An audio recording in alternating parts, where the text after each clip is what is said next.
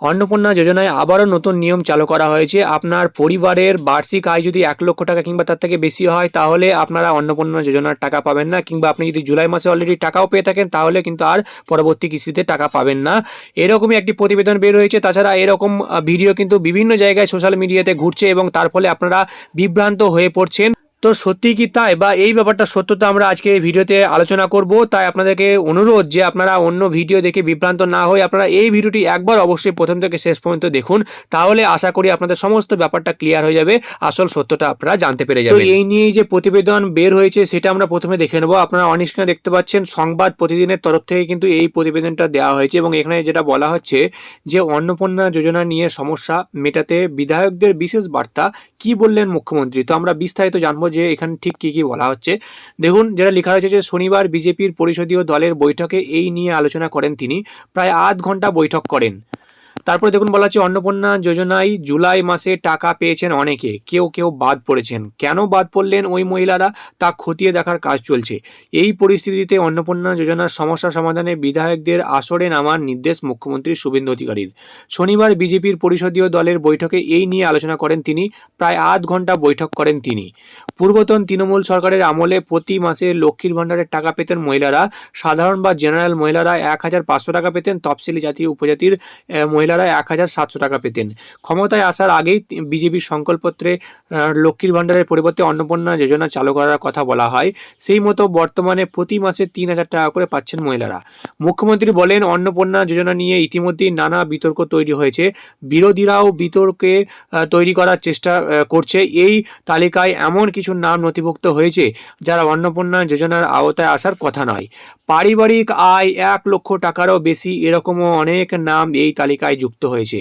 আবার যাদের পাওয়ার কথা সেরকম অনেক নামও বাদ চলে গিয়েছে।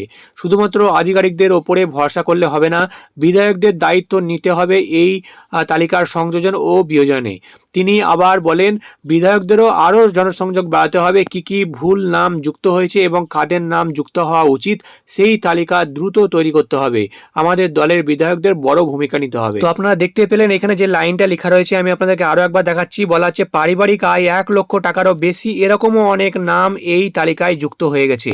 তো এই যে প্রতিবেদন, এই প্রতিবেদনটাই কিন্তু চারিদিকে ঘুরছে এবং অনেকেই অনেক রকমভাবে ভিডিও বানাচ্ছেন এবং তাতে আপনারা কিন্তু বিভ্রান্ত হয়ে পড়ছেন।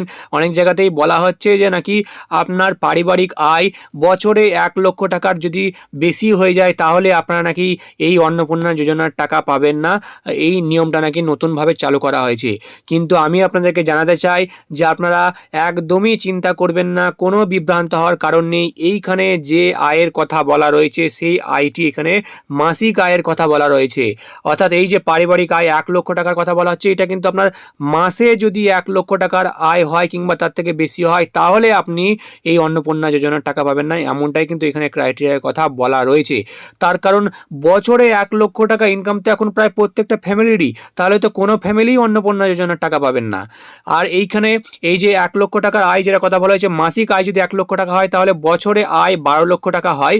এবং আমরা জানি যে অন্নপূর্ণা যোজনায় যেটা বলা হয়েছিল যে ইনকাম ট্যাক্স যদি কেউ দিয়ে থাকেন তাহলে তিনি অন্নপূর্ণা যোজনার টাকা পাবেন না, এরকমই কিন্তু ক্রাইটেরিয়ার কথা বলা হয়েছে।